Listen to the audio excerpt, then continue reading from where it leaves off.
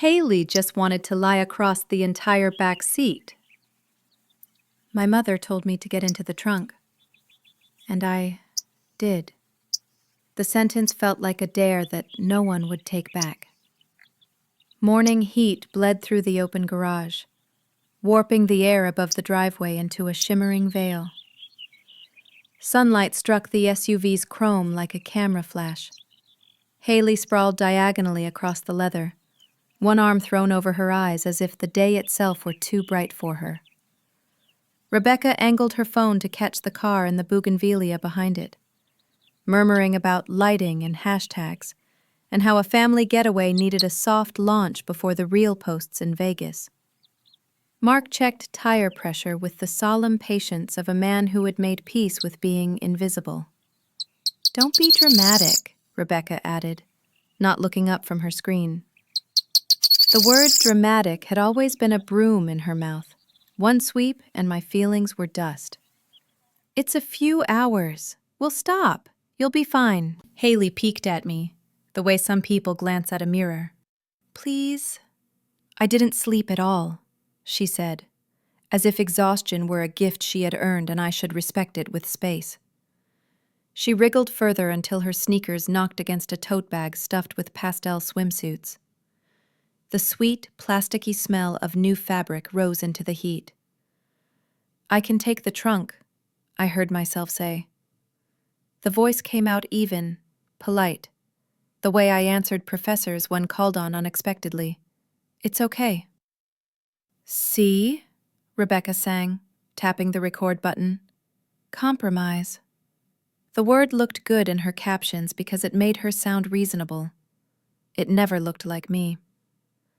I loaded the last of the bags, snacks, a first aid kit, my sketchbook in a cracked portfolio, around the spare tire.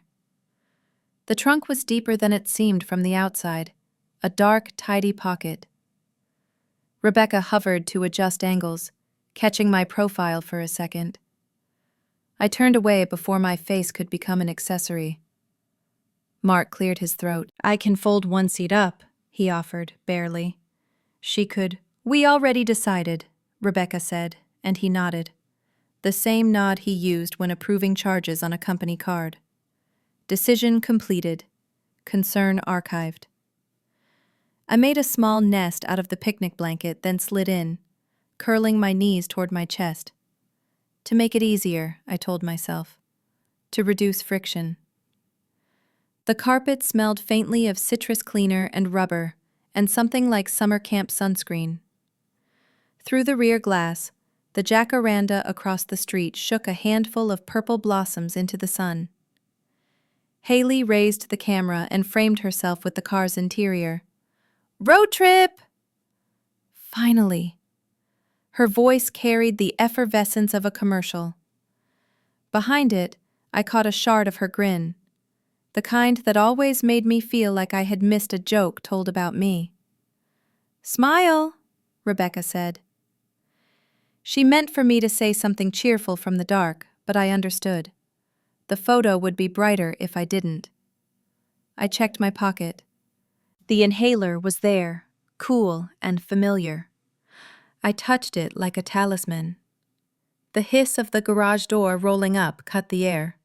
Beyond it, the cul-de-sac glittered and hummed with sprinklers, dogs, a mail truck. Ordinary sounds that made what we were doing seem less like a decision and more like weather happening to us. "Ready?" Mark called. He sounded ready to leave the driveway, the neighborhood, the part of the day where someone might change their mind. "I'm fine," I said. The word sat neatly alongside my ribs where practiced sentences live. Rebecca leaned in, finally close enough that I could smell the coffee on her breath. "Don't kick the luggage," she said, soft but sharpened, like a new pair of scissors. The phone hovered, a watchful eye. Her gaze flicked over me, inventory, not affection, and moved on. Haley blew me a kiss, a joke dressed as kindness.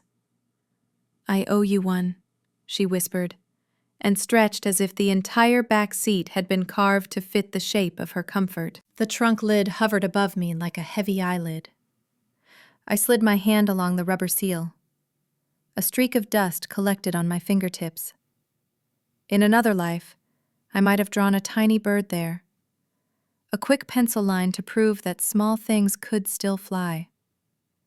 There was still a path out. "I'll just sit up front," I could have said. "We can switch every hour."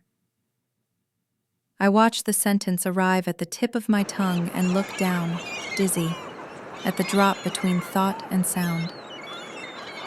The first thud from outside echoed through the body of the SUV, a suitcase settling, a door thunking shut. The world shrank by increments. The garage's rectangle of sky narrowed. The angles of light steepened. The smell of rubber warmed. The sound of my breath grew louder in my own head. "Don't be dramatic," Rebecca repeated, as if the phrase were sunscreen we all needed. "We'll stop in Barstow."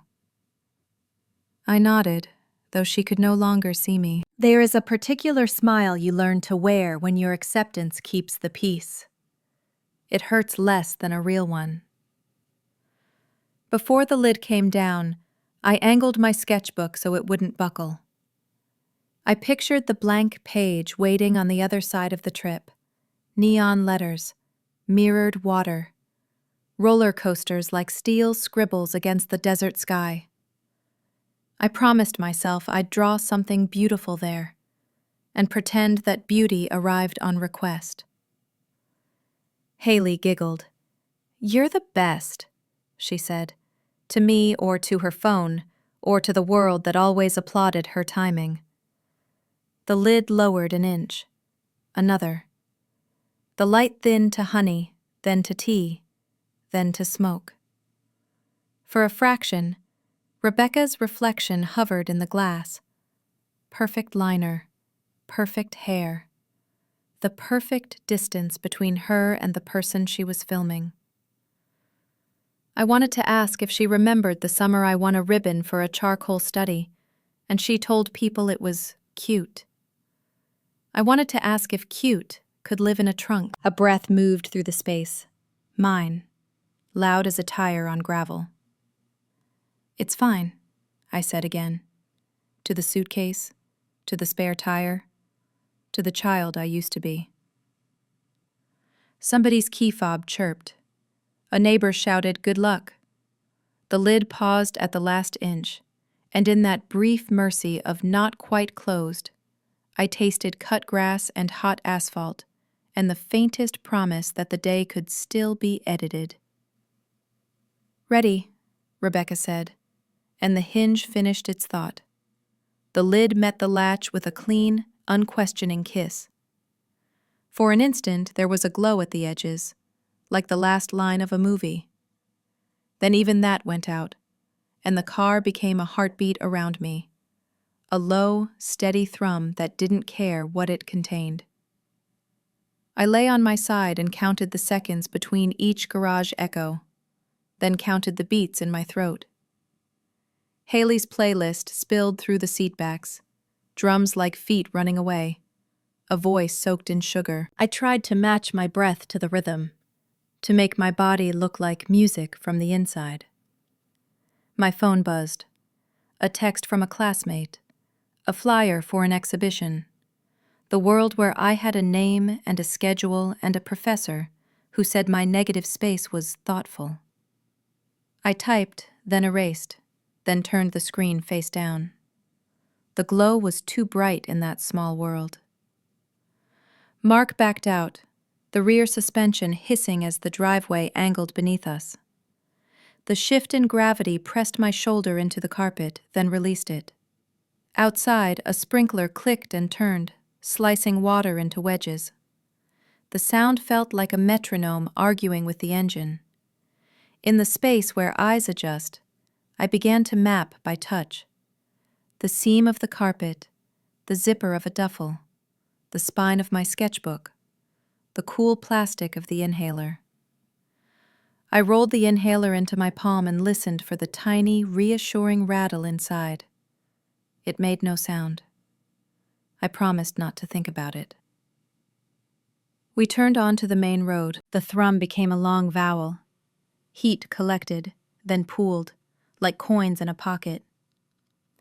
I pressed my palm to the side panel and felt sun baking metal into animal warmth. It wasn't terrible. It wasn't good. It was a room I could cross by memory. My mind did what it always did, fetched stories to stack between me and the present. The time Haley stole my new charcoal set and smudged accidentally across the living room couch, and Rebecca made me apologize for making a mess. The afternoon Rebecca filmed a Candid where I brought her tea, then posted a caption about gratitude that never once used my name. The night in high school when I won something small, and Rebecca smiled like we shared a secret, how to keep quiet. Something bumped against my ankle. I startled, then laughed under my breath. It was only the corner of the picnic basket searching for its place. I nudged it back with my heel. The basket made a soft wicker sigh. "Barstow in 2 hours," Mark announced to the car, his voice arriving like radio through a tunnel. Haley cheered, and the seat backs creaked with her joy. "I'm going to sleep so hard," she said, yawning into the upholstery like it was a microphone. Rebecca started another story. "Family road trip," she cooed. "Finally." In the trunk, I practiced being small. I let my shoulder fold forward, tucked my chin, made an island of my breath. I pictured the first stop. Sunlight on the gas pump, the door lifting, cold air breaking over me like a wave. Someone would laugh and say, "We're ridiculous." Someone would say, "Never again." A tiny apology might land between us and evaporate in the heat. I clung to that ordinary miracle as if it had already happened. The car hit a seam in the road. Vibrations skittered through the frame and into my teeth. I closed my eyes and counted again. 5 in, 5 out. 5 in, 5 out. If I kept the rhythm, I could borrow time until the door opened. The air changed first. Thicker, sweeter, touched with gasoline and vanilla. My throat prickled. I shifted and felt the edge of the blanket against my cheek, textured like memory. I licked my lips. Salt. From the cabin, the bass rose and fell, a tide against plywood. I tried to picture the sky. I tried to draw it blind on the inside of my eyelids. A blue so blunt it made everything else honest. I tried to name the exact color. I couldn't. I turned the inhaler in my hand again, thumb finding the groove where the cap should click off. I pressed lightly, not enough to waste a dose, just enough to rehearse relief. The car sailed forward, sure of the line it traced across the map. I steadied myself against the blanket, listened for my own small metronome inside the engine's long note, and whispered to no one, to everyone, to the darkness that had agreed to carry me a few hours if I behaved. Emily whispered, "Every journey begins with a breath." As for me, this one began as my breath slowly disappeared. People said we looked the same, but the truth is, only one of us was allowed to exist.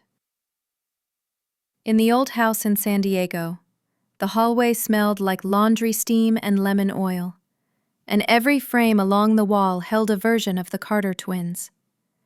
2 girls with the same dark lashes, the same small chin, the same startled smile that looked as if it had been copied and pasted.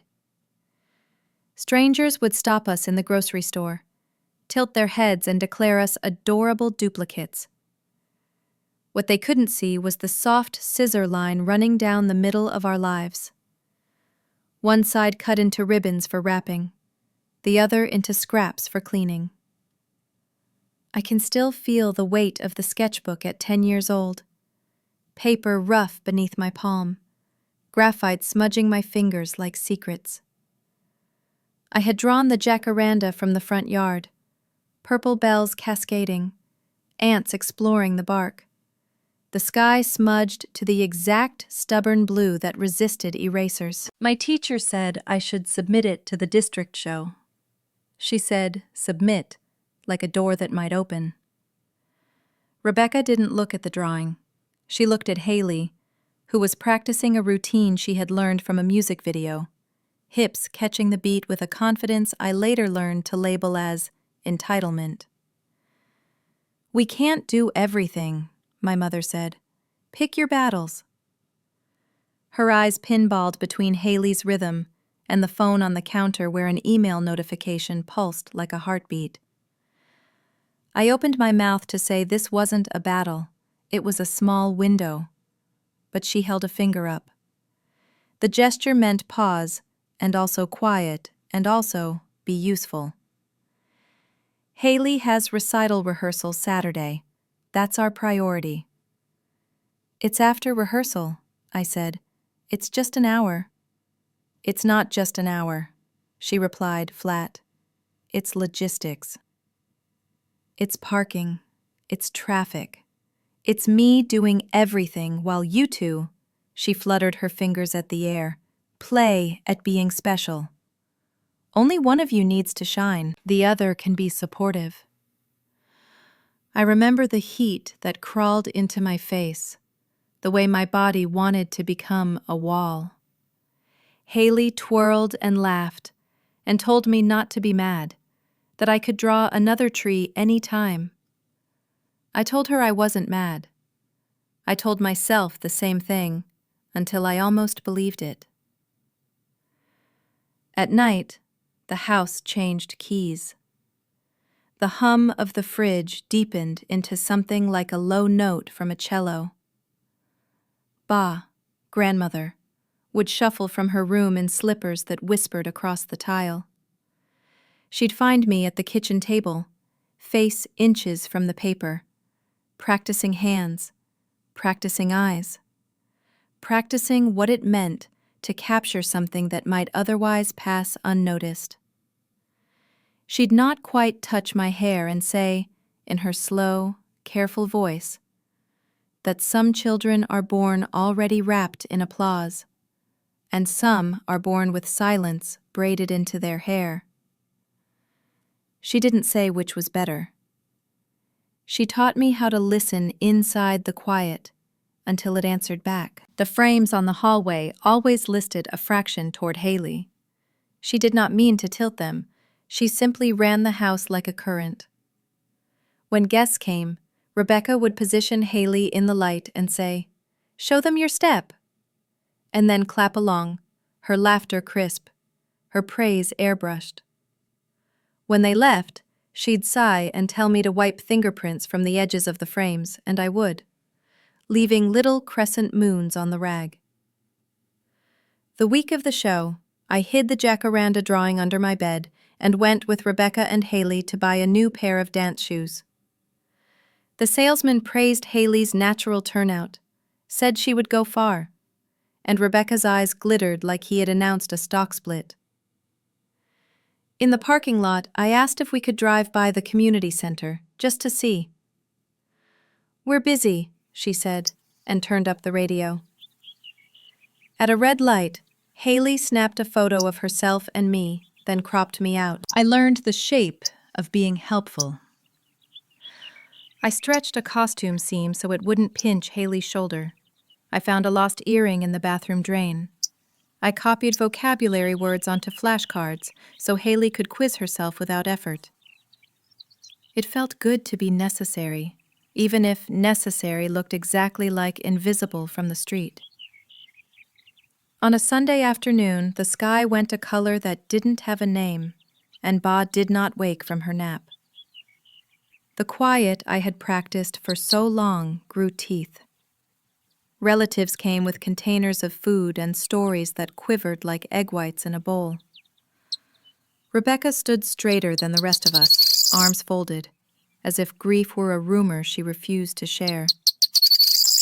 The house filled with a practical sorrow: paper plates, plastic forks, muttered calendars about the service. No one asked me where I wanted to go while the arrangements were made. An aunt with a kind mouth and a voice like weather, Margaret, patted my shoulder and said I could stay with her for a bit. Rebecca signed with a pen that barely paused, the ink impatient to be done. Haley hugged me at the door and told me to send her funny memes. It was easier to pack the drawing than the words I didn't have. Margaret's apartment smelled like soap and cumin. She had plants that leaned toward the window and a calendar marked with other people's birthdays. On the first night, she cooked rice that took exactly 20 minutes and set one bowl aside to cool because some mouths are soft when they're sad. She didn't ask me what had happened. She handed me a spoon and made space for whatever answer time might eventually deliver. When I pulled the jacaranda out from my bag, dust and pride clinging to the edges, she asked where the purple came from, and I told her about mixing red and blue until they apologized to each other. She laughed, a sound that made room for mine. I went to school from her place, took the bus with a girl who wrote poems on her wrists, learned the names of clouds in science class, and found a quiet satisfaction in washing dishes immediately after dinner, so the sink didn't become a battlefield. In the evenings, Margaret watched old detective shows and knitted lopsided scarves and told me terrible jokes she always forgot the punchlines to. The city hum outside her window sounded less like judgment and more like breathing. It didn't feel like exile. It felt like a pause button, finally being honored. I drew most nights, hands unspooling thread, a bowl of limes, the curve of Margaret's knuckles as she pulled a pan from the oven. Once, when I fell asleep at the table, she draped a cardigan over my shoulders and didn't take a picture of the moment. Almost a year passed that way, measuring days by the rise of yeast dough and the last bus home from the library, by report cards Margaret stuck on the fridge with a magnet shaped like a sunflower.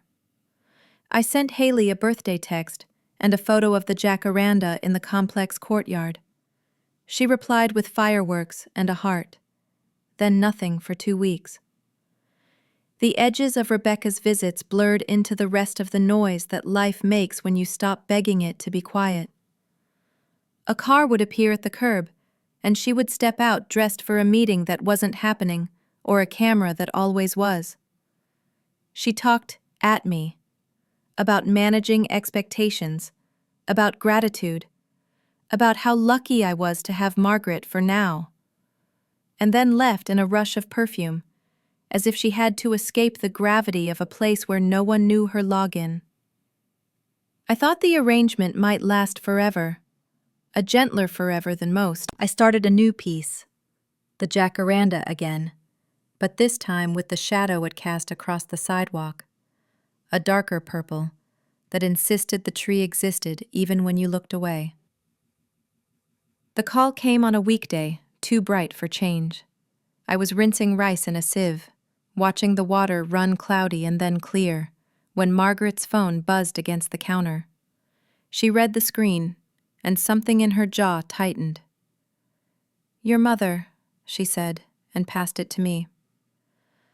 "I'm outside," Rebecca told me, her voice tidy as a spreadsheet. "Come down." The hallway felt longer than it had the first day I arrived. I touched each picture frame on the way out of habit, the way you touch a railing you don't need but trust anyway. On the street, the sun hit chrome and glass and startled me into a flinch.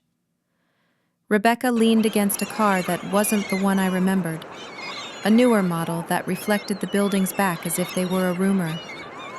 She wore sunglasses even though we were standing in the shade. For a few seconds, we just looked at each other. In those seconds, all the script options ran through my head. "I'm happy to see you. I've been okay. Thank you for letting me stay. Do you remember me? Can one child shine if the other never learns to speak? Will you let me keep my tree? When she took off the sunglasses, I saw it. The microsecond flicker before her face arranged itself into composure. A quick, unguarded compression along the mouth. The smallest wideness in her eyes, like she'd stepped into a room and forgotten why she had come. Not surprise, not joy.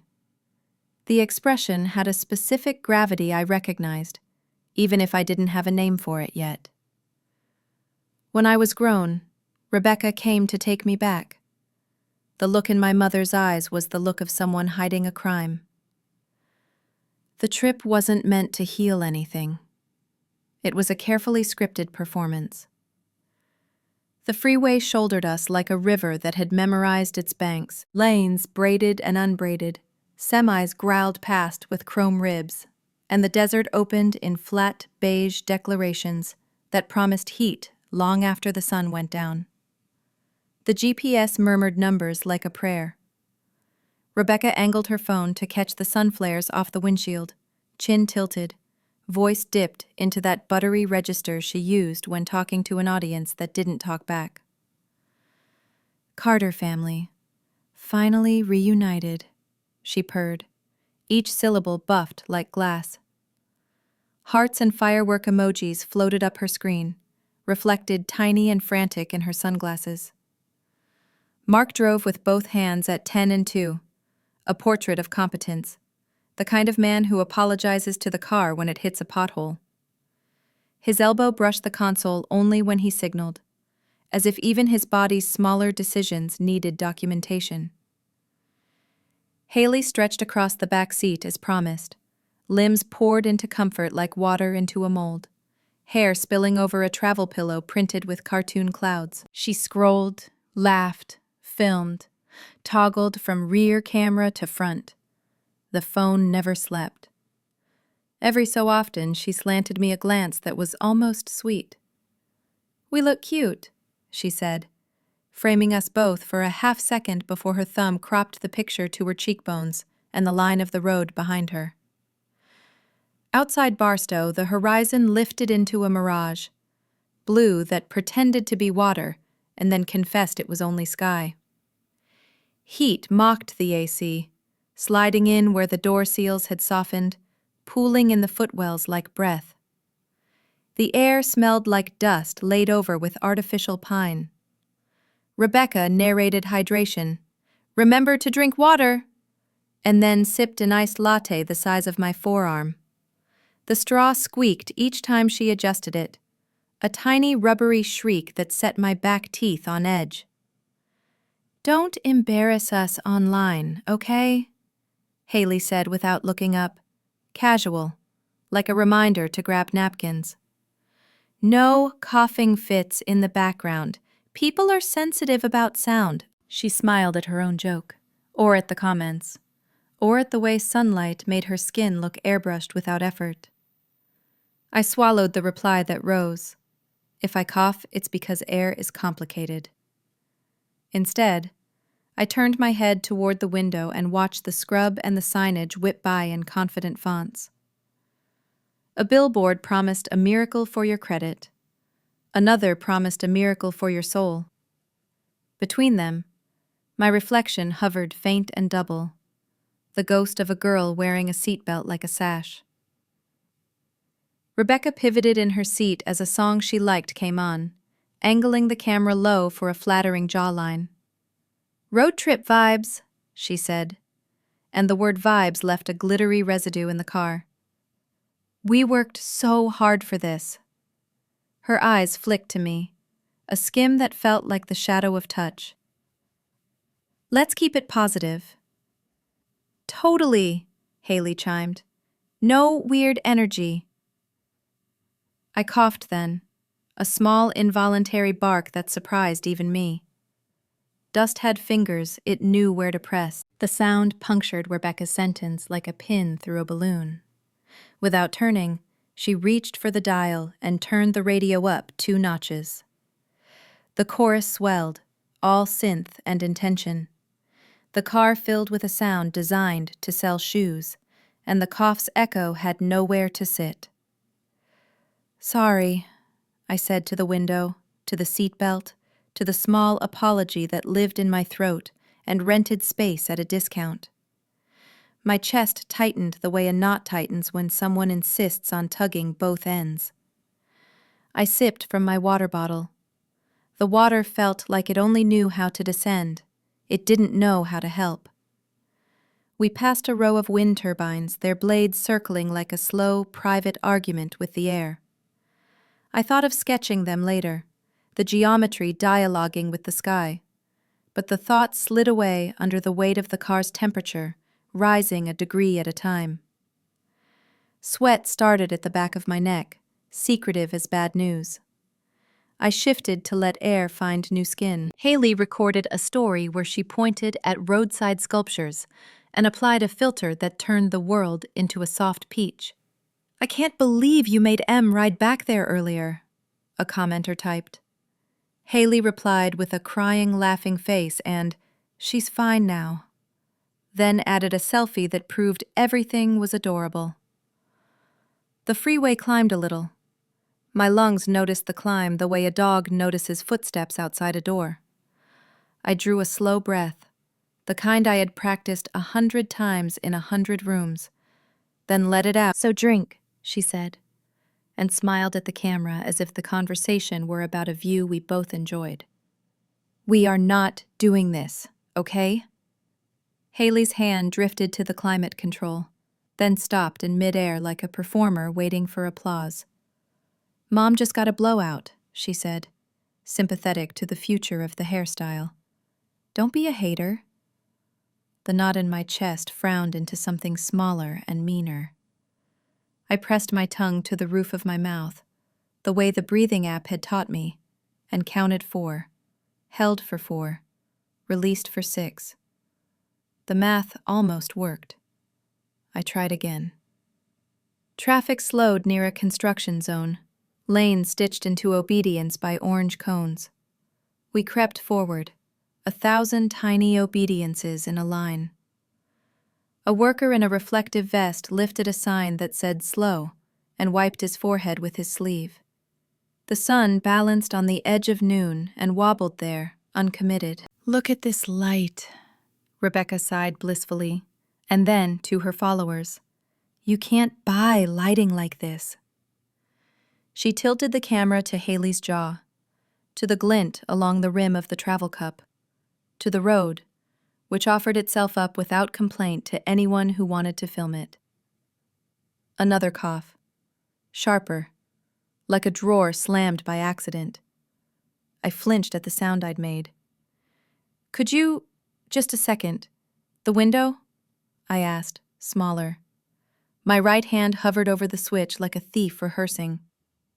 "Don't start," Rebecca snapped, the word "don't" traveling faster than the car. "We are not making drama today."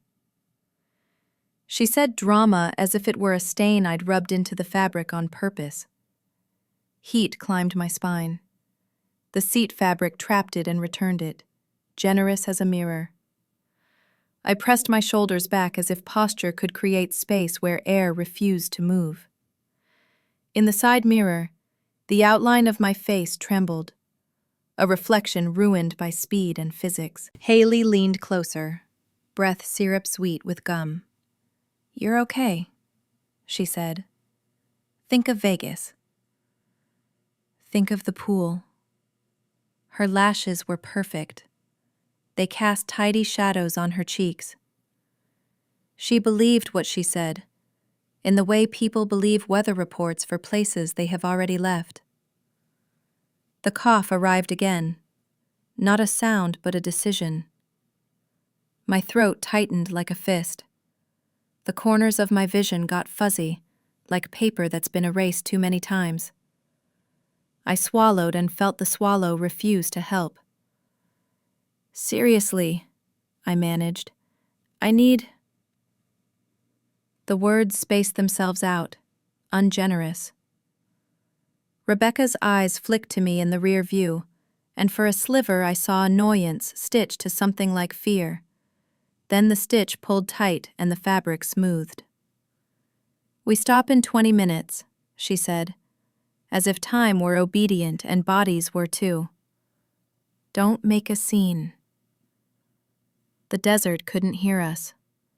It flung itself wider, a canvas primed in beige and gold, ready for anything except complaint. A hawk wrote a single cursive letter above us and then erased itself into thermals. Billboards leaned nearer. Magic shows, buffets, a drive-through wedding. The future stayed loud with options we didn't need. Another minute, another cough, a sound that scraped me from the inside. I pressed my lips together until patience tasted like copper. A stutter of weakness fluttered along my ribs. It felt small enough to ignore, until it didn't. I kept my eyes low so I wouldn't have to watch Rebecca watch me in the mirror. My hand slid into my tote, past the sketchbook spine, past the soft crumble of a granola bar, past the cool wedge of my water bottle. The familiar rectangle waited where it always did. I curled my fingers around the inhaler, the plastic smooth and trustworthy against my skin. The cap popped with a tiny, satisfying click. Relief rose in my chest like a lift in a building that knows which floor you live on. I brought it to my lips, pressed down, and listened for the hiss that meant a door was opening somewhere inside me. Silence. A hollow, toy-like thunk, and then nothing. I tried again. Press wait. The same empty sound, like a promise spoken with no air behind it. I shook it. No weight moved. No bead rolled. The chamber felt as bare as a room after a party. Cups gathered, confetti bagged. Echoes still hanging around like gossip. My breath caught. Darkness folded close. No corners, no edges, just the felt-lined curve of the trunk pressing back when I pressed. Heat gathered low, rose, then settled again, as if the air were a slow tide with secrets. When the road softened, I could hear them through the seatbacks. The bright tinkle of Haley's laugh, the smooth, practiced lilt of Rebecca talking to her phone, polishing the day until it shone. "Carter family, so perfect," she cooed for the lens, the word perfect falling through the fabric and landing beside me like a coin dropped through a slot. I started counting. 5 in, hold for 4. The trunk carried smells like pockets carry lint. Somewhere, a snack wrapper leached sugar. Somewhere, sunscreen sighed. The spare tire radiated a polite warmth. When Mark changed lanes, the chassis gave a low metallic hush, and the blanket beneath my cheek rasped a soft syllable. A dust devil picked itself up and waltzed through our corner of the world. My chest tightened, then grabbed-fisted. I bent, embarrassed by the sound I made. Haley made a wheeze into the back of her hand to mimic mine. Everyone laughed. She laughed, too, sweet and bright, and then hugged me hard, as if the hug erased the thing that came before it. I laughed with them because being a good sport is a skill, and I was already fluent. The car hit a seam in the freeway and my lungs lifted in surprise. 5 in, thin. 4 hold, awkward. 6 out, shaky at the end like a bow hand after a long piece. "Breathe," I told myself, the command as gentle as I could make it. Breathe and count, and wait for Barstow. Barstow would have air pitched cold from a nozzle, door light like mercy. A small joke about how ridiculous this all was. The promise lived in my throat with the other ones. Up front, music turned the cabin into a commercial. Big drums, larger promises. Rebecca's voice threaded through it. She sounded delighted with the angle of the sun, with our commitment to family time, with hydration. "It's all about presence," she said to strangers, and I felt the word flare like a match inside the dark. Presence, I thought, and slid my palm along the trunk wall until I found the shallow divot where the hinge. I swallowed and tasted the word like chalk. The air grew thick with miles. The trunk felt. I lifted my head and it was heavy, as if someone had replaced my blood with laundry. The edges of things fuzzed, as if the trunk had put on a sweater. I knocked, soft, then harder, then with my fist. The sound came back to me with the bored curiosity of an empty room. Up front, a beat dropped. Someone who had never been short of air sang about holding theirs for love. I knocked again, a different rhythm. The car rolled through the note without a stumble. No one turned the music down. No one turned the window crank. Maybe they assumed I was shifting. Maybe they assumed I was obedient even to physics. Okay, I told myself, because one voice in a crowd should be a handrail. 2 count breaths, 2 in, 2 out. The numbers tried, the lungs didn't. My throat tightened into a straw. Panic scratched the door, asked to come in. I pictured the jacaranda and painted shade over the heat with whatever was left in my head. Purple fell and fell and fell. It did not cool the metal. The road climbed, the outside air thinned, the inside air remembered. A sound escaped me, small and ugly, and I pressed the heel of my hand over my sternum as if the pressure could teach my chest to behave. The spare tire's rubber smell grew sweet, then sour. I couldn't tell if the trunk had grown hotter or if heat had memorized my name. I hit the wall with my palm, once, twice, 3 times. The trunk answered with its same calm vowel. The music, a little louder now, blurred into a single glossy string. "We're almost there," Rebecca trilled to whoever would listen, and time either obeyed or refused, I couldn't tell. Something in me loosened, not an opening, a grip. Vision tunneled, then tunneled again. The map I had made of sounds burned away at the edges, the tiny inventory of smells lifted like paper. I folded to make myself lighter, as if weight were the problem. The inhaler rolled from my fingers and settled somewhere near my elbow with a plastic sigh. I knocked, then pounded, then dragged my nails along the carpet until the fabric raised its small, defiant heat. The throb in my head found a tempo. The car found a pothole. My chest found the limit of its argument and, insulted, went quiet. A wave of dizziness slammed into me, and everything slipped into silence. When I went quiet, the world finally began to listen. The parking structure was a kiln with fluorescent bones, a heat that climbed your legs and set up camp behind your eyes. Ethan lifted his camera anyway, toggling exposure until the color of noon turned honest. He'd promised his small but loyal channel a budget Vegas series. Cheap eats, weird roadside art, the kind of sunburn you only respect after the fact. He framed the strip's edge between concrete railings, narrated something about commuter timing and free parking validation, then paused. The air held a note that didn't belong to gasoline or hot rubber. It had the sour-sweet edge of fruit kept too long. "This smell. Not right," he muttered, half to the mic, half to whatever instincts hitchhike with you when you point a lens at the world. He panned, slow and steady, past a line of SUVs gleaming like well-behaved whales. A shimmer twitched on the blacktop. Somewhere a car alarm coughed and gave up. He heard it before he defined it. A soft, stubborn thud, irregular and far away, like somebody knocking from the end of a long dream. Ethan lowered the camera. The sound erased, then returned, polite as a second thought.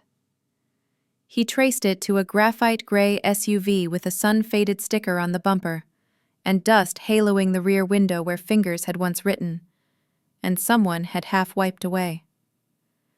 He glanced around. No one else seemed to be listening. A family argued in Spanish about a stroller. A man in a silver suit rehearsed card flourishes for nobody. 2 valets leaned on a column and marinated in shade. The smell swelled, thin and sickly. Ethan's shoulders prickled. He approached the SUV and called out, not too loud, as if volume might break something fragile. "Hey, anyone in there?" The thud ceased at the sound of his voice. He put the back of his hand to the trunk's seam. The metal's heat jumped at him. He stepped back and lifted the camera again because that was what he did when something made his pulse misbehave. He collected it. "Sir?" he tried, brain catching up to bodies the car might contain. "Ma'am?" His voice spread under the ceiling and came back thinner. Security in navy polos materialized from the elevator, pulled by his raised arm or the gravity of liability. The older one with a sun-cracked face said, "Problem?" as if problems were standard and solvable. "I'm hearing knocking," Ethan said. He surprised himself with how certain he sounded. "And there's a smell. It's wrong." The guard leaned close, sniffed, then looked down the ramp toward the strip's glare. He did not look convinced, but he didn't walk away either. "We can't open without the owner." "I can try," the younger guard said, already flicking a little flashlight on, as if light could negotiate more effectively than words. A woman clacked into view on wedge sandals, phone at her shoulder, face tilted to find reception that wasn't there. She wore the confidence of someone who never got lost. "Hi, is there an issue?" she asked, as if asking were a form of supervision. Her sunglasses were big enough to give her privacy in public. Ethan explained quickly. The woman's mouth tightened in tiny increments, the way a seam decides to hold. "That's our car," she said. "We're fine." "My daughter's probably messing around." Her tone made fine into offense. She didn't look at the trunk when she said it. "Ma'am, we're getting a report of a noise and an odor," the older guard said with weary politeness. "We should take a look." "We've had a long drive," she answered, and smiled the kind of smile that had already rehearsed an apology you would fall in love with. "It's probably food in the back, or the heat. We'll be on our way." A girl about 20 came skimming behind her, phone up, thumbnail painted a vicious shade of pink. "Mom, the light by the fountain is crazy good," she announced, and then noticed the cluster of attention. "What's going on?" "Nothing," the woman said, fast and soft. "We're fine." Another knock, faint, exhausted, but unmistakable, threaded through the gap in their words. The younger guard's eyes flicked sideways. The older one didn't bother to hide his wince. Ethan's camera found the seam of the trunk again, watched a bead of condensation tremble at the bumper, then let go and trace a thin path down the paint. "Ma'am," the guard said again, the vowel full of procedures. "We need to open it now." The woman's jaw worked. She turned slightly, shielding her face from Ethan's lens with a practiced cant that knew where glass might be. "This is ridiculous," she said, but she dug in her bag anyway, the frustrated certainty of someone obliged to cooperate by a world that had forgotten its lines. Keys appeared with a tidy jingle. Her hand hovered. She glanced at the back seat, at the girl now not filming, at a man in a golf shirt who had just arrived carrying 3 drinks and an expression drafted for emergencies. "It's probably just my kid being dramatic," she repeated, an explanation and a diagnosis in one smooth swipe. The older guard didn't move closer. He simply stood where the opening would be and made room for what might happen next. Ethan stepped a little to the side to keep faces in frame and also not put himself between the key and its work. His mouth had gone dry. The heat pressed a thumb into the back of his neck. The key turned. The metal gave. The trunk lid lifted, and sunlight fell in like a revelation that didn't care about witnesses. He registered details before meaning. A picnic blanket gone dark with sweat. The edge of a sketchbook curled as if it had tried to breathe. An arm with fine hairs slicked flat. A face sheened and ghost bright. Lips parted like they had pressed against the same stubborn word for too long. The smell bloomed, clinical and human at once. For a heartbeat, nothing happened. The air seemed to hold itself to avoid startling the truth. The girl in the back seat made a sound that started as a laugh and aborted halfway. The man dropped one drink, then another. The woman with the keys did not panic. Her face did a tiny, precise thing like a shutter closing and opening. And then she said, light as a spoon tapping crystal, "See? She's just sleeping." It was not insanity. It was hope weaponized. "Ma'am, step back," the older guard said, and his voice was kind in that way authority sometimes remembers to be. He reached in, 2 fingers to the pulse point, eyes sharpening, and then, "Call it in," he told the younger, who was already moving. Ethan didn't realize he'd gotten closer until his own shadow framed the edge of the trunk. The camera saw better than he did. The camera had always been willing to look longer. He steadied the lens with both hands and felt the tremor anyway. A tremor that had nothing to do with weight. In his headphones, the world turned down around the center of the frame. The girl's chest lifted, small, stubborn, a bird under a basket. Oh my God, she's alive? A single click turned me into an icon, but no one knew who I was. By night, the city glittered like a rumor you could buy. Screens glittered too.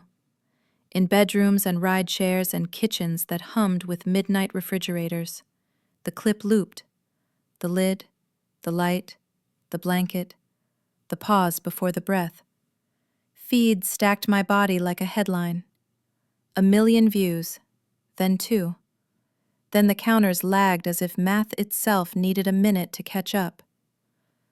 The title that traveled quickest wasn't even a sentence. It was a question Ethan typed without decoration. Who is the girl in the trunk? Comment sections did their terrible, brilliant work. Some wrote prayers. Some wrote conspiracy. Some wrote jokes and then deleted them when the thread turned. Hashtags sprouted, then flowered, then cross-pollinated with others from other disasters. A woman in Omaha said the footage made her remember a time she couldn't get anyone to hear her knock. A man in Phoenix said he'd once left groceries in his trunk and they'd spoiled. That was the smell. It had to be. A teenager in Queens said she couldn't unhear the whisper underneath the shock. Ethan watched the numbers climb and felt none of the giddiness he used to feel when a thumbnail finally caught. His studio, the tiny corner of his apartment carved out with foam tiles and a lamp he'd sandbagged to a chair, had never looked more like a stage he didn't want to stand on. He opened his editing software. He set the project to a copy. He rolled the volume meters thin and green along the bottom of the screen. The message came in without a name, from an account that had existed for 10 minutes. No avatar, no history. It was the internet's version of someone slipping a note under a door. Check your original file again with headphones, it said.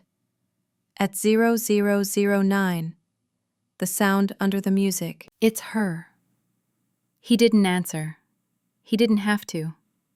He scrubbed the timeline with the practiced delicacy of someone searching an old story for the word that would finally make it true.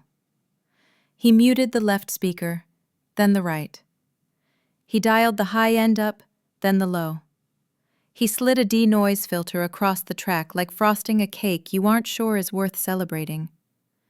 Headphones on, volume low, then up a notch, then a breath, then the tiniest lift.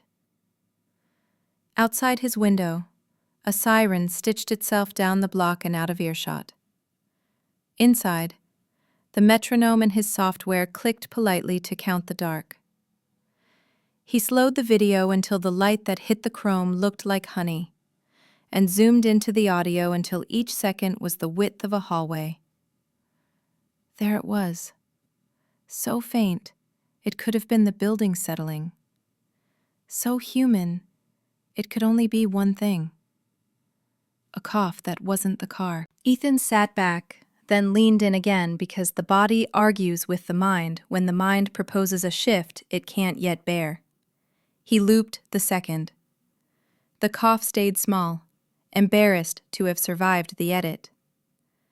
He pushed further, slowed more, smoothed the spike that had ridden the waveform like a heartbeat trying not to alarm anyone.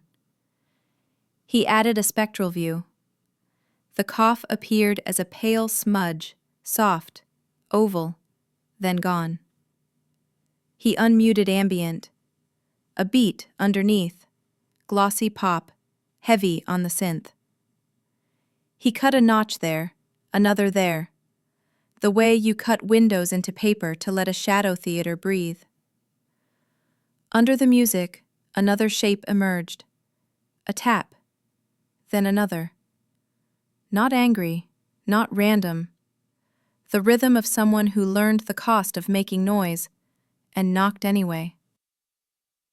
The clip had been out for 6 hours, and the city had already built cages out of it. On Rebecca's feed, an apology of sorts. A photo of her hand on a hospital blanket. The caption soft and pastel. A small accident today. Thanks for your concern. We're all exhausted. With a heart that snapped shut even as it offered itself. She added a carousel. A latte, a view from the hotel window. Haley's profile in golden hour. In the comments, she answered only those who said they loved her earrings. She deleted the rest. Haley posted a story with a text block that said, "Be kind," and a selfie taken from such a high angle it turned her mouth into a small, determined line. No hashtags. The little progress bar at the top moved on, because it always does. Detective Jane Miller's name first appeared on a bulletin, then in a reporter's voiceover. She moved like a person whose job was to put stairs where there had been walls. At a desk lit by a lamp with a bent shade, she watched Ethan's upload once, then again without watching, eyes on the columns of notes she was building. She tapped a pen at a timestamp. She circled the trunk latch frame. She wrote down a brand and a model and a year as if they were a spell. Across town, another pair of hands called the license plate in. A courthouse calendar opened a space it hadn't expected to open that week. Ethan recorded a piece to camera twice, then deleted both takes. He turned the ring light off. The room kept breathing in the dark, softer now that it didn't have to behave. He thought of the moment his lens had stopped being a gadget and become a witness, and wondered when exactly a witness became responsible for what it had seen. His phone lit the desk with a block of cold light. Another anonymous message. There's a voice. He typed, "Who are you?" No bubbles appeared. He went back to the timeline. He marked 9 seconds in. The camera bobbed slightly as his hand adjusted. The trunk edge filled the frame like a shoreline at night. He expanded the wave and slid an EQ point as if it were a bead on wire. The music dropped away until it was only a polite weather pattern. He heard the cough again, more sure now. Air snagging on a snagged place. He exhaled, then held the breath he didn't know he was holding.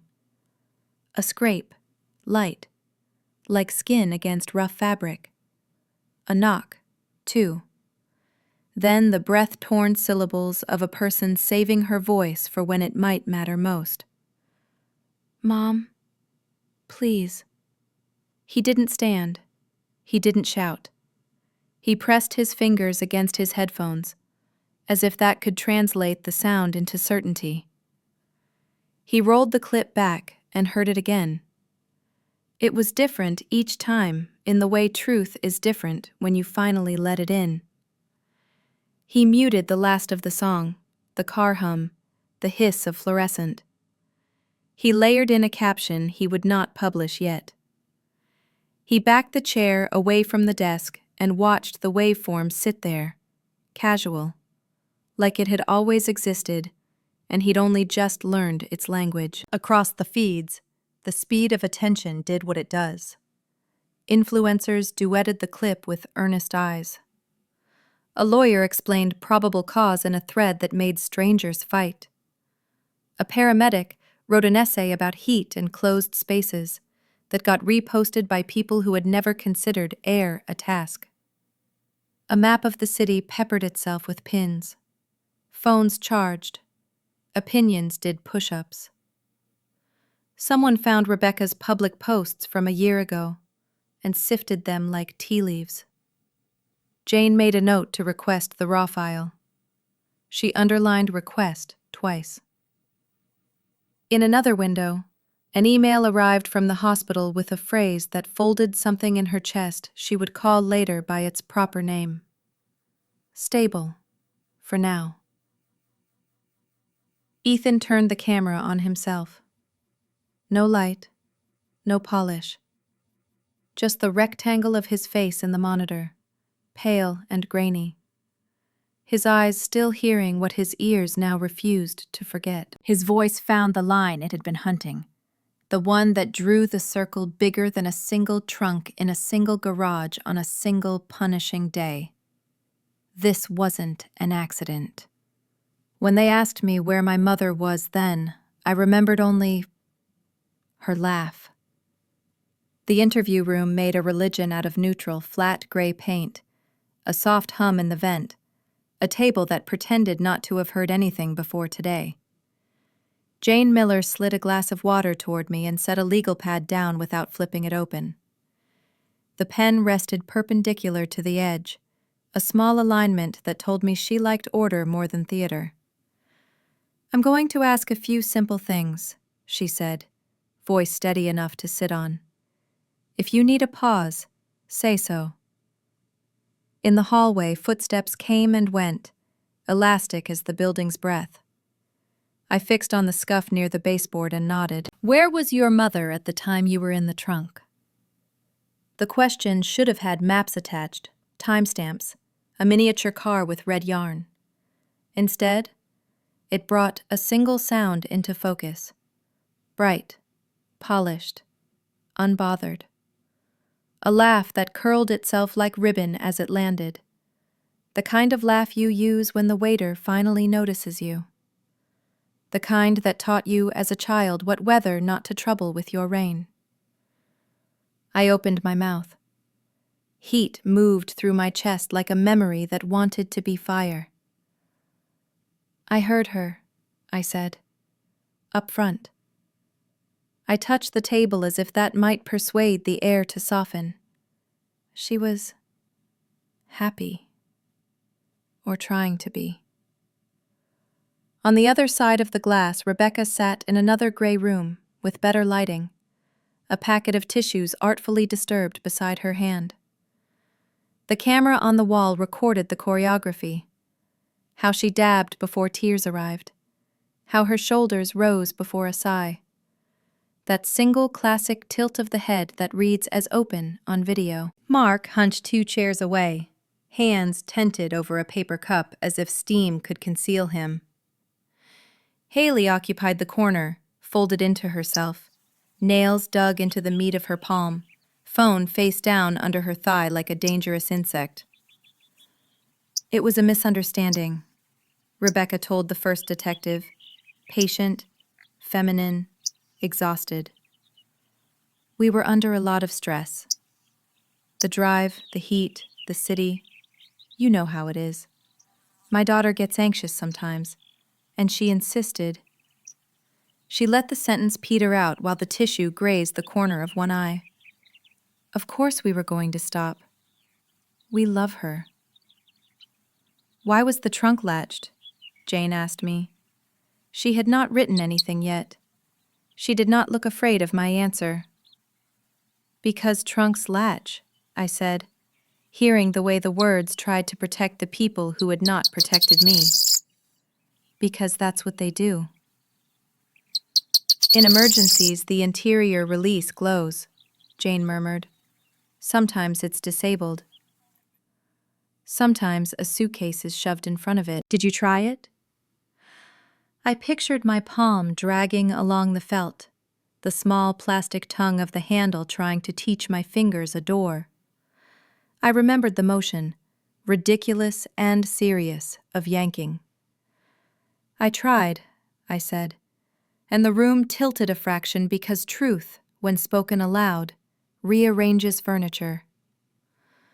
Across the hall, Jane's partner, Patel, placed a small, clear evidence bag on the table where Rebecca could see it.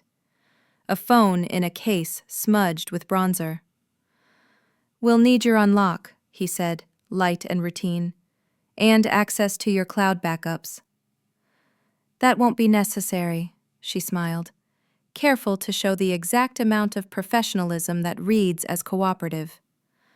I can airdrop you what you need. It is necessary, he replied, and for the first time her mouth lost track of the correct answer. We were overwhelmed, she said more quickly. I said she'll be fine because I believed it. I believe in my children. I'm sorry if that sounds... She searched the ceiling for a synonym that would not install itself like an admission. Pretentious. Haley's head jerked up at the word children, as if it had been spoken in a room that previously contained only one. Rebecca placed a hand on Haley's forearm, but did not squeeze. Touch is evidence.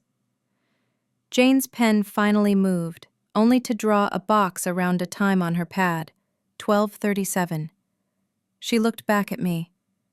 Did you hit the trunk? Yes. The syllable tasted like outing myself. I didn't want to make it worse. The music was loud. I didn't want to be... I searched for the word she would understand. A problem. Beyond the one-way mirror, Rebecca lifted her face, smoothed her hair, and let her voice grow hoarse in a way that televised grief prefers. The sun does things to people, she told the camera she pretended not to see.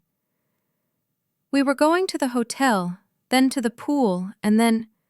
Look, I was wrong not to check sooner, but negligent? That implies malice. I would never. Mark's cup bowed in his hands.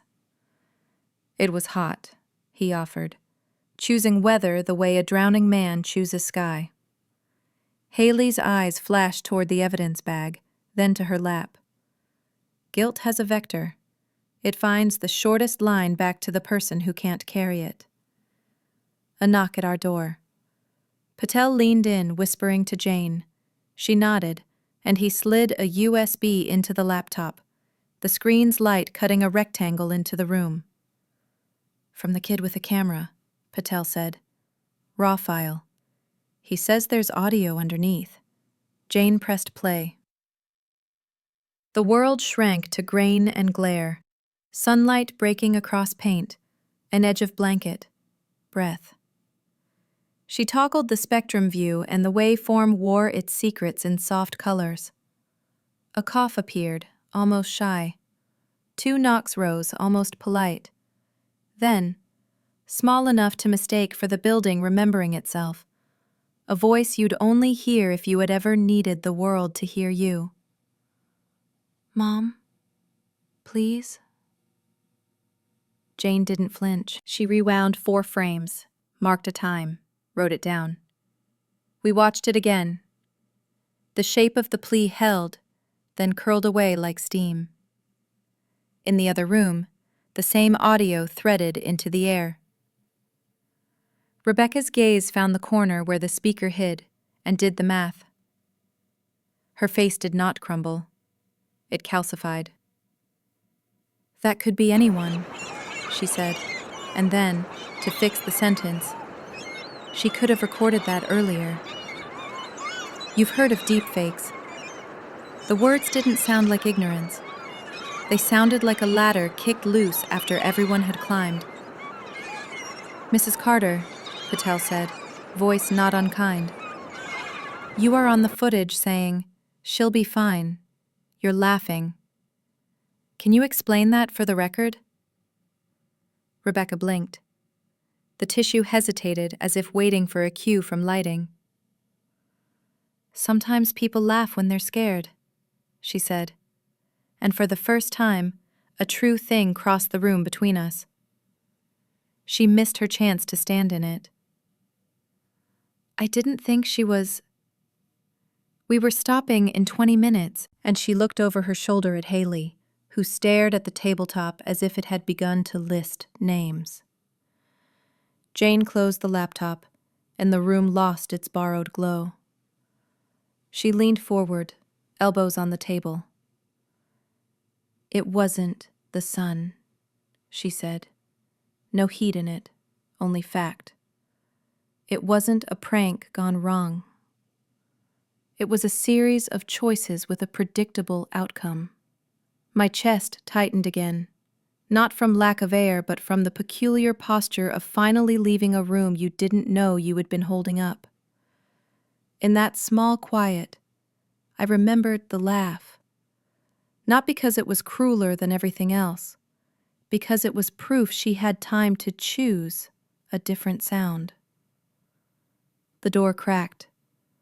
Patel lifted his chin toward Jane, and they stepped into the hall. Their voices blurred to a confidential undertone. Paper rustled, and a printer coughed somewhere, administration catching up to reality. Jane lowered her voice further, a single thread that nonetheless carried through the opening like a decision that had finished itself. "We have negligent homicide." My sister cried, but those tears weren't for me. They were for herself. The interview room was smaller than the others, as if the walls wanted to keep a secret, too. Haley sat with her hands cupped around a paper cup that had already wilted from the heat of her grip. Mascara spidered at the corners of her eyes. The glitter she'd dusted along her cheekbones caught the fluorescent light and refused to dim. Jane set a recorder on the table and didn't press it yet. "Take your time," Jane said. "When you're ready, I'll tap this button." Through the glass, Rebecca paced, heels scissoring the corridor, phone pressed to her ear without a call. Ethan stood back near the end of the hallway, camera down, eyes up. Witness, not filmmaker now. Haley's voice arrived thin. "We took a picture that morning," she said, not looking at anyone. "The last one, just us." I smiled for real, because I always do. She smiled the way people smile when they hope somebody will notice them being good. Her throat worked. I was tired. She was loud without making sounds. Jane tapped the recorder. "Tell me what happened with the inhaler." Haley's nails lifted the edge of the cup, tore it into a fringe. I just wanted her to be quiet. Not forever, God, not forever. Just quiet enough so Mom wouldn't get mad and the trip wouldn't get weird. I thought if she coughed, Mom would swap her to the front, or we'd leave her with Aunt Margaret, or... The word broke. I didn't think. I did, but not the kind that counts. Jane's tone stayed level, the kind that holds a shaking bridge. "Where is it now?" "In the hotel," Haley whispered. "Bathroom trash." I took the canister out. I shook it and listened to nothing, and it sounded like what I wanted. Jane pressed a second button, marking the time. "The truth won't kill you," she said gently. "It saves you." Haley's shoulders began to fold, one notch at a time, as if a key were turning somewhere deep inside her. She raised her face finally, the child and the performer failing each other at once. "I did it," she said, louder than the room needed. "I took the inhaler. I killed my sister." The corridor froze. Rebecca stopped mid-step, mouth open around a word that hadn't chosen a shape. Ethan's hand tightened on the camera and didn't lift it. Jane turned off the recorder and looked through the glass toward Ethan. "Sometimes justice begins with a young person brave enough to tell the truth." I woke up in the hospital. They said I was lucky to survive. But in the mirror, I no longer recognized myself. White ceiling tiles tiled the morning into squares I could count. Oxygen threaded under my nose, cool and medicinal. A leash that led me back into my body. Every breath felt rented, signed for, countersigned, initials on each page. A nurse adjusted the flow and smiled the way people smile at infants and survivors. "Don't rush it," she said, drawing the curtain an inch for mercy. From the hallway, another nurse passed and whispered, not quite low enough, "The whole country is talking about her, the trunk girl." The nickname landed like a paper bracelet, light and unbreakable. It tightened when I tugged. I found my hands, 4 taped to 1, a faint bruise constellation on the other. When I tried to sit, the room tipped and righted itself like a boat that had misread the shore. A rectangle of sun leaked through the blinds and laid itself across my blanket like proof. Footsteps I already recognized stopped at the door. Ethan eased in, hat in his hands, as if hats still meant something. He stood a beat, unsure whether to be present or invisible, then picked the chair that made him smaller. "How's the air?" he asked, and it didn't sound like small talk. "It's here," I said. The words surprised me by existing. He nodded, relief wobbling the corner of his mouth. "My video," he swallowed. "LVPD opened a full investigation. Detective Miller reached out for the raw file. I gave her everything. I'm sorry it had to be like this, but I don't want to be famous," I said, the sentence scraping on its way out. "I just wanted my mother to see me." He flinched the way people do when they realize the center of your story is not where they put the camera. "I know," he said. "I didn't, and now I do." The door swung again and the air changed, firmer, factual. Jane Miller stepped in with a folder that looked heavier than paper. She checked the monitors out of habit, and then looked at me the way people look at a window they intend to open. "Emily," she said, naming me like she was laying down a card that would stay face up. "Rebecca Carter has been charged with negligent homicide and with willful endangerment. There will be arraignment, then pretrial. You don't have to do anything today except breathe." Breathe. The word unclenched something I hadn't known was still fisted. I followed it in, followed it out, felt the room grow a size larger. James set the folder on the counter. "We'll manage the hallway," she added. "Reporters are loud when they're late to their own conscience." I turned my head toward the window. Beyond the blinds, bodies pressed and separated, lenses lifted and lowered, a flock of attention changing directions all at once. Flashes leaked around the edges like lightning that had lost the sky. I watched the shapes jostle for a better angle, and I lowered my voice so only the air could hear me. Justice is so loud. My mother used to teach that everything can be hidden behind a smile. Now, that smile is being scrutinized on live television. Clark County's courtroom looked larger on screens than in person, its seal burnished into an emblem of certainty, while the air itself smelled faintly of toner and nerves. Microphones dotted the council tables like small black insects, a forest of tripods clustered behind the bar, red tally lights blinking their unblinking attention. The anchor outside had already called it the trial of the year, and the phrase kept looping in my head like a jingle I couldn't turn off. Rebecca sat at the defense table in a shell-colored suit, hair coiled into immaculate compliance. The smile she offered the jury was the one that once kept waiters refilling her water. Warm enough to look generous, brief enough to look busy. Haley, 2 rows back, folded her hands so tightly her knuckles looked like pearls.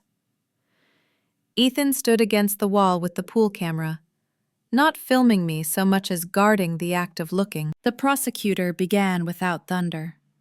He let the quiet do the work. "We will show a sequence of choices," he told the jurors, "and a result anyone could have predicted." On the screen, the parking structure brightened into noon. Then the key turned. Then light spilled where it should never have been needed. Gasps rippled and then stilled. He paused the frame at the edge of my face and didn't ask the jury to feel anything. He asked them to see. The defense rose with practiced grace. "Stress," she said. "Heat, miscommunication. A family's worst day, filmed from one angle." She gestured delicately toward Rebecca. She laughed out of fear. She believed her daughter was safe. There was no intent. Only a string of errors we all pray never to make. Rebecca kept her gaze on the jurors, nodding at the word fear, as if it had finally chosen the right home. When the prosecutor replayed the clip with audio enhanced, the little cough made itself heard even in the back row. A murmur moved through the press bench, fast, involuntary, human. Jane Miller testified like a metronome. Dates, procedures, the chain of custody, the cloud downloads with their indifferent timestamps. She avoided adjectives the way a good carpenter avoids bent nails. "At 12:37, she said, "we hear a voice from inside the trunk." She didn't look at me when she said it. She looked at the jury, because they were the ones who needed to hold it. Then Haley. The oath looked too heavy for her wrist, but she lifted it anyway. The defense tried to build her a ladder made of suggestions. "You were tired. You misremember. The music was loud." Haley shook her head, eyes wet and unornamented. "I took the canister out," she said, and the sentence sat in the room like a stone that chose its own gravity. For a moment, even Rebecca's smile faltered. Her hand twitched toward Haley and stopped midair, a puppet cut from its strings. The prosecutor's final exhibit came in on a small drive like a quiet guest. "Recovered from the defendant's phone backup," he said. The screen showed a kitchen months earlier, a wine glass, an angle you take when you've set the phone down and forgotten it's listening. Rebecca's voice drifted from off-frame, lighter, freer, honest in the way we are when we think no one is collecting us. "I wish Emily would disappear," she said, casual as weather. A second voice, someone asking why. Because everything runs smoother when I'm not managing her, she answered, a little laugh unspooling at the end. No one moved. Even the cameras seemed to lean in. The defense rose, objected, context, stress, hyperbole. The judge overruled with the slow care of a person setting down a glass on a crowded table. The prosecutor let the silence sit, then turned the monitors off. Without the glow, the courtroom returned to its smaller, truer size. A reporter's pen scratched. The bailiff shifted his weight. My own breath sounded too loud in my ears, now that it belonged to me again. A producer somewhere signaled the cutaway, and the pool camera slewed, framing my row. Faces in the gallery tilted toward the lens as if warmth might be coming from it. I felt the movement like weather. I didn't stand. I didn't cry. I let the question that had chased me here. What is left of a person after you trim her down to reputation? Burn itself out on the tip of my tongue. When the camera finally found me, I looked at the place where my mother sat, and at the place where the girl we used to be had chosen not to sit, and I said, as evenly as opening a window, she almost did. I used to just want to film a travel vlog. I never expected to record a crime. The cafe across from the courthouse served coffee like a sermon. Dark, direct, leaving no room to hide. Ethan set his camera on the table but didn't turn it on. The morning news was looped on the mounted TV. Stock tickers at the bottom, his footage in a square above them. The anchor's careful face trying to keep up with outrage. A reporter slid into the opposite chair, voice low, but wired. "Walk me through it," she said, mic tucked under a napkin like contraband. How did a road trip video become this? He told her about the smell first, because that was where truth had introduced itself. Then the knocks, patient and polite. Then the way the waveform looked when you finally gave it permission to speak. He described scrubbing the audio at 009, the cough hiding under pop synth like a child under a tablecloth. He didn't say hero. He said accident and attention and the kind of responsibility that arrives late and refuses to leave. Her producer texted in all caps. She mouthed, "Documentary." Then, "Our network wants to partner on a feature, working title, The Trunk Truth. We'll fund a proper investigation. You'll have creative credit." His phone throbbed on the saucer. Jane Miller. He stepped outside into sun that had already decided to be unforgiving. "I'll need your chain of custody notes," she said. "Every export, every copy, metadata intact." She paused. "And Ethan? Be careful with the story the internet will try to write for you." Back inside, the reporter was still smiling, the smile of a person who could see a headline from here. He took a breath that tasted like burned sugar and resolve.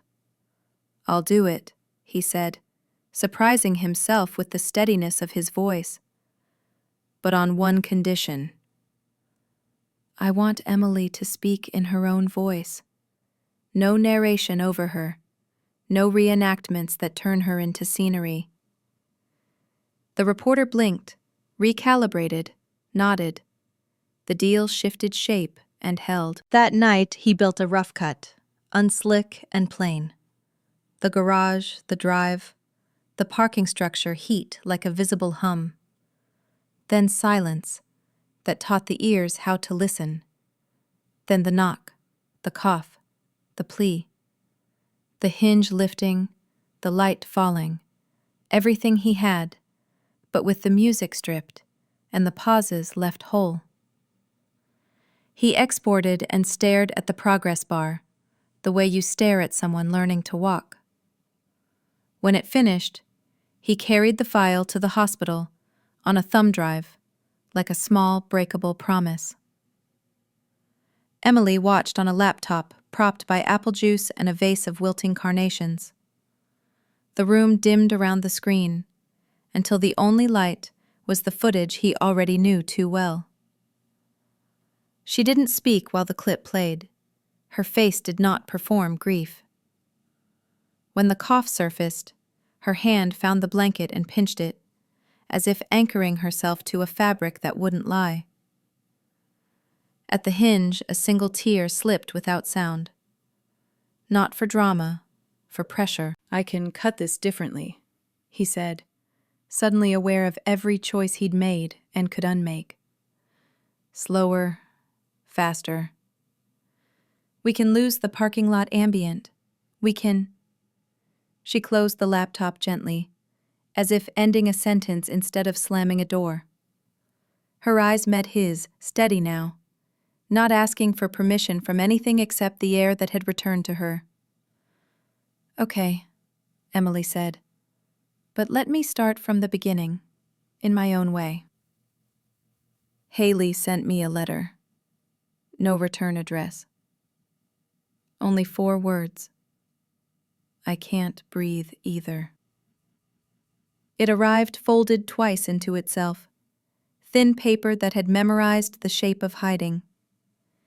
Ethan's rental, 2 rooms and a humming fridge, smelled like coffee that had almost burned and the warm dust of equipment left on too long. I slid a finger along the crease. The first line wasn't an apology. It was logistics. A borrowed mailbox, a friend who owed her a favor, handwriting she tried to make look older than 20. Then the words unraveled. She wrote about walking through a grocery store and hearing the word murderer said into a phone behind her. About people who recognized her only long enough to hate her, and those who didn't recognize her at all. About silence that had learned teeth. "I took the canister," she wrote. "I know what happened because I did it. Every night I lie down and my chest goes tight even when the room is cold and safe. I dream the sound of you knocking, and I wake up with my hands around my own throat like I'm trying to take the shape of what I did. I can't breathe either." The sentence sat in my lap, heavy as a tool you haven't learned to use. The inhaler flashed in my mind, the silly toy-like thunk of emptiness, the way plastic can impersonate mercy. I remembered the first time I'd drawn a pair of lungs for biology, the delicate branches, how even the smallest tube mattered. Forgiveness, too, was a branchwork.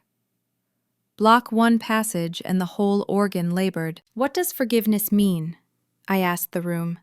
"When people get to keep living and I don't get to be whole?" The words surprised me by not breaking anything. Ethan, in the kitchenette, turned off the kettle as if quiet were a temperature he could manage. He didn't fill the silence with fixings. He put the mug down and left it full, a vote of confidence that I might want it later. "Justice doesn't need your hatred," he said finally, not looking heroic, just honest. "It might even work better without it." I thought of Margaret's apartment with its plants that leaned toward light, the night she told me some pains are like bad weather. You don't forgive the sky. You learn not to build where it floods. I called her now. She listened the way she always had, with the second hand of the clock audible behind her life. "Forgiveness isn't a receipt," she said. "It's a boundary. You can draw it for yourself, and you can redraw it when you learn more." I read the letter again, slower, noticing the places Haley's pen had pressed too hard, and the places it lifted, afraid of its own ink. At the end, she hadn't asked me to absolve her. She asked me to name the truth out loud, so neither of us had to pretend air was free anymore. Ethan opened the laptop. The project sat open like a stage waiting for lights. You can say no, he said. We'll do nothing without you. I pictured the trunk as a dark room that kept insisting it was small when it was in fact the size of everything that followed. I pictured a microphone, simple as a door handle. I pictured breath, not borrowed this time, but spent on purpose. Okay, I said. I'll appear. But I speak as myself. He nodded, relief and responsibility arriving in the same breath. We plugged in the lav mic and tested levels. My voice in the headphones sounded like a stranger I might learn to love. The kettle clicked again, for no reason except heat does that. From the living room, the muted TV flashed a breaking banner, red flooding the bottom of the screen with its practiced urgency. A producer's voice bled through the speakers before the volume reached 0. The chyron settled, stark white on blue, letters too large to misread. I watched the caption crawl beneath a still of the parking structure, the rectangle of bright noon framed like evidence, and felt my lungs expand to meet the moment, not as defiance, but as proof. The trunk girl to speak for the first time. When I said, "I am Emily Carter," the hall went silent. For the first time, I was called by my right name. Rows of seats breathed as one, the kind of hush that has temperature. Stage lights lifted a small, forgiving halo off the lectern. Beyond it, faces. Students with notebooks half raised, reporters pretending their pens weren't shaking. A few people sitting with their hands folded, the way you do in waiting rooms. On the screen behind me, captions slid into Spanish for the visiting class. Su nombre era Emily Carter. The line held like a bridge. I didn't perform. I told it straight. The garage. The decision that looked like compromise and sounded like obedience. The freeway heat that came up through the floor. The trunk's slow tide of air. The toy-like thunk of an empty inhaler. The knock I hated to make. The laugh I heard through the seatbacks. The key turning, the hinge lifting, the light falling, not as salvation, just physics finally doing its job. I spoke until my breath, mine, owned, unborrowed, found a rhythm that matched the room. People didn't interrupt. You could hear a wristwatch tick in the third row. When I reached the part where names start to matter, I said them carefully. Ethan, who pointed a lens and then pointed it away when it needed to be a witness, not a spotlight. Detective Jane Miller, who wrote time down until it admitted what it had done. Haley, my sister, who told the truth out loud and learned there is a violence in silence, too. And Rebecca, my mother, whose smile taught me curtains long before I learned doors. Ethan rolled the final cut. The parking structure flared to noon. The audio opened like an eye. A cough fluttered at the edge of pop sugar. Then a crossfade that took its time. The dark of the trunk to the bright of the stage. My face now, anchored by oxygen that did not ask for apology. No strings, no narration, just the room remembering how to listen. The first person stood before the credits hit, then another, then everyone. The applause not like thunder but like rain that knows where to fall, steady, clean, insisting. I held the lectern because my legs had opinions, and when the sound thinned enough to carry words again, I gave them the only frame I trusted. This isn't revenge, it's remembering. Hands rose, not for autographs, for air. A man with a healed scar on his cheek said thank you without naming for what. A woman in the aisle dabbed at mascara and asked how to help a niece who won't come out of her room. A student pressed a zine into my palm. Photocopied lungs drawn like branches. A caption that read, "We keep each other breathing." I promised to read it on the flight home. Backstage, Jane squeezed my shoulder and didn't add advice. Ethan unplugged a cable like a benediction. Outside, the desert cooled by degrees, a city unfastening its sequins. Somewhere beyond our bright little hall, a TV glowed in a room that locked from the outside. At the end of the screening, a middle-aged woman quietly cried. The television in a prison common room showed Rebecca watching. They say my mother cries in her cell. But I know she cries for the loss of an audience, not the loss of a child. Clark County Women's Correctional smelled like bleach and old paper, a place where time is filed instead of lived. The intake hallway ended in a rectangle of plexiglass that reflected everyone a shade paler. Rebecca sat on the other side, under humming lights, jail khakis flattening her posture into something almost plain. Almost. Even here, she arranged her hair with 2 fingers, smoothing a curl as if a lens might be watching. "Don't believe everything you see," she had written in one of her first letters from lockup. The strokes brash and neat, a performance that survived on lined cardstock. The officers screened it. The council kept a copy. She signed with love, like a logo. Jane Miller took the hard chair opposite. She slid a digital recorder halfway across the counter, but didn't tap it on. "Your daughter is alive," she said, patient as paperwork. "You have a chance to tell the truth, on appeal, on the record, to her. You can choose a different ending." Rebecca's gaze flicked to the recorder as if it were a rival. "Truth doesn't save anyone," she said. "It only decorates verdicts." She smiled, then punished the smile for arriving. "Truth saved Emily," Jane answered. "And it can save what's left of you." The guard brought a tray, milk sweating in a carton, a square of something that pretended to be lasagna. Rebecca ignored it with theatrical precision, a woman in a restaurant sending back a dish she had never ordered. "Hunger is clarifying," she said softly, as if she were auditioning the line. "This place is a mirror without light."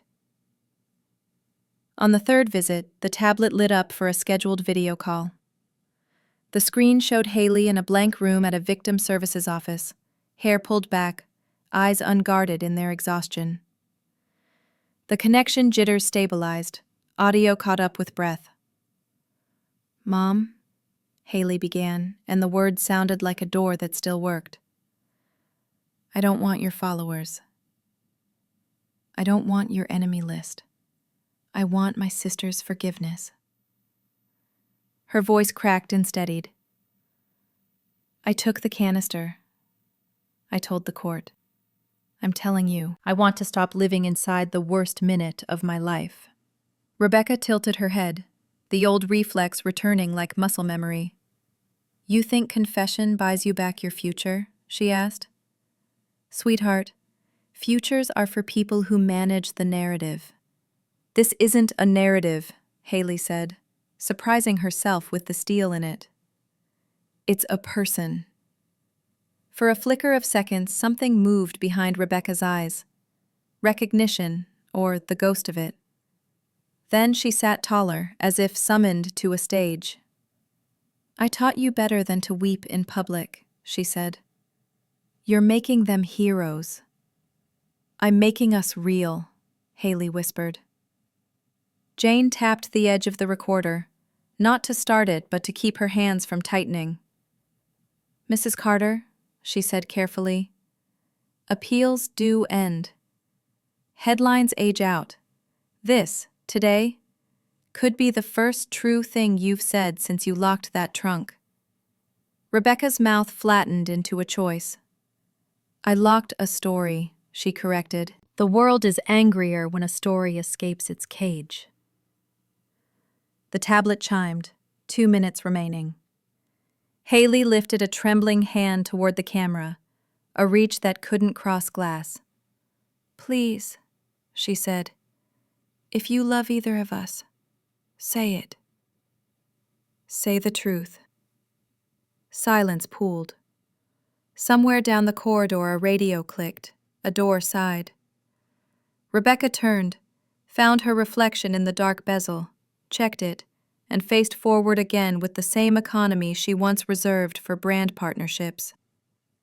The lights hummed their indifferent hymn. She did not look at Jane. She did not look at her meal. She looked straight into the lens, gathered herself into the smallest, sharpest version of a smile, and chose the line that protected nothing but the audience she had misplaced. She won. I decided to turn the place that once felt like a period into a beginning for someone else. The lectern at the National Press Club threw back a soft reflection. Flags, microphones, faces waiting. The seal behind us wasn't a promise so much as permission. I adjusted the thin lapel pin that read Safe Ride and let the room settle around my breath. 1 minute of inattention can kill someone in a trunk, I said. Not to frighten, but to measure the distance between habit and harm. We're here to build a habit. Jane outlined the framework with the steadiness that once turned timestamps into testimony. A federal grant seeded by transportation and health agencies. A national PSA series. Training for hotel, stadium, and mall security. A hotline that routes suspicious odor and knocking reports to local responders. A heat index alert that pings drivers when temperatures and travel times intersect with risk. We call it Check Your Trunk, she said, and we mean it literally. Cameras clicked like hail. Reporters asked about liability, about false alarms, about the internet's attention span. Ethan filmed from the wings. No ring light, no polish. Catching the unremarkable moments that make a movement visible. A volunteer stacking brochures. A security chief tracing the interior release handle on a demo lid. A senator learning how long a parked car takes to become uninhabitable. Sometimes, justice begins with a video, he said into my side mic. Not grandstanding, just stating the origin story out loud. We screen the 30-second spot. A parking structure's bright noon. A hand hesitating over a key fob. A cut to the glowing handle inside the trunk. Pull, light, air. No voiceover, just a title card. Check your trunk. Save a life. The silence after it ended felt like a room practicing the habit already. I spoke last. This program isn't about punishment, I said. It's about prevention. It's about teaching our hands what to do before our hearts remember why. Flashbulb stuttered. Somewhere in the third row, a mall security guard wiped at his eye and pretended it was dust. Afterward, we moved into the crush of questions. Jane briefed local stations about the data dashboard. Ethan filmed PS. As with custodians, bellhops, and rideshare drivers, because vigilance belongs to everyone who turns a key. And then Haley stepped out from the edge of the frame, badge lanyard crooked, eyes clear. She didn't ask for the microphone. She just wrapped her arms around me, in the middle of the corridor, where cameras couldn't crop the truth. I'm sorry, she said into my hair, voice shaking but present. I didn't want you to disappear. I held her tighter, so the room would have to make space for both of us. for the present tense we'd fought back into. I don't want you living in guilt either. I used to fear my breath would stop. Now, I'm learning to breathe for those who can't. The grass at Memorial Park held the day's heat, like a memory it didn't want to release. Sunset combed the rows of stones and copper, and the speakers by the tent whispered a hymn that didn't choose sides. People arrived with programs folded twice, with candles cupped in paper collars, with signs that read, "Her name was Emily Carter," in black marker that bled a little at the edges. Someone passed water. Someone else straightened a ribbon that had slouched on its pin. You could hear the hush ripple forward as if the crowd were one body finding a calmer heart rate. Ethan stepped to the mic first, voice steady, unadorned. He read names, no commentary, no preamble, young and ordinary and unrepeatable. Between every 10, the music lifted like a careful hand. Jane stood a little to the side with the volunteer list, nodding people toward the front as if organizing grief could give it less jagged edges. Haley held my elbow at the base of the stage stairs, then let go, as if to prove she trusted my balance now more than fear. When it was my turn, the birds in the sycamores went suddenly quiet, as if even they knew the program. I looked out at the faces, some familiar, some only from comments or headlines, and found the exact place where my breath met the microphone. "I am not the girl in the trunk," I said, letting the sentence land. "I'm the name, rewritten." A low murmur moved through the rows, not outrage, recognition. The sound people make when a truth finally fits the hinge it was made for. I told them about small mercies that learned to be muscles. A nurse who adjusted the cannula without calling me brave. Ethan turning the camera off as often as on. Jane's habit of writing times down like building steps in air. I told them about the day we chose to turn attention into policy and policy into practice. About the hotel guard who messaged last week to say he'd pulled a lever and opened a lid, and found a terrified dog blinking into a heat that would have taken him in 20 minutes. We laughed, gently, because sometimes rescue wears fur, and that counts too.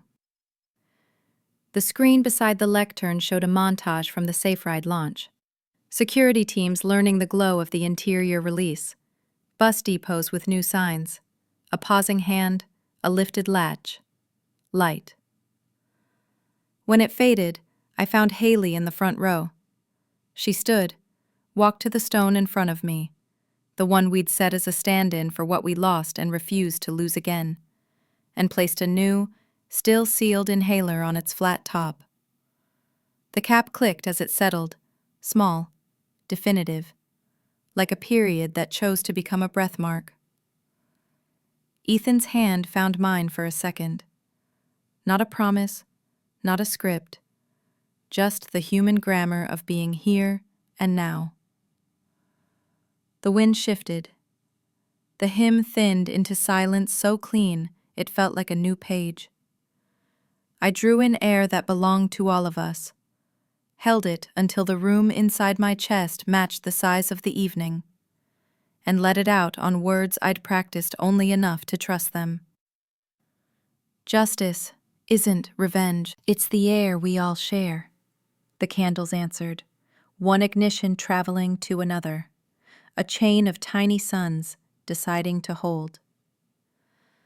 Somewhere behind me, a child whispered the names back, as if they were a game and a prayer. Haley pressed her palm to the stone and closed her eyes. Jane lifted her chin toward the sky as if to check the weather and found, for once, that it was with us. Fade out. The long, light breath spilling into the wind.